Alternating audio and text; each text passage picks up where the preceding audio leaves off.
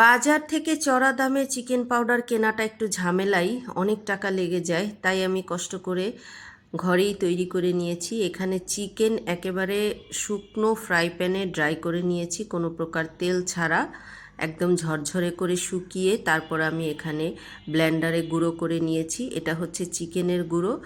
সেই সঙ্গে আমি দিয়েছি কিছু পেঁয়াজ শুকনো করে রাখা, ক্যাপসিকাম, তারপরে হচ্ছে রসুন, আদা, তারপরে হচ্ছে এখানে কিছুটা লবণ, তারপরে কিছুটা বাঁধাকপি, কিছুটা গাজর, এগুলোকে আমি সব একসঙ্গে ওভেনে ড্রাই করে নিয়েছি। আপনারা ফ্রাই প্যানেও করতে পারেন অথবা রোদে শুকিয়েও এভাবে ড্রাই করে গুঁড়ো করে নেবেন।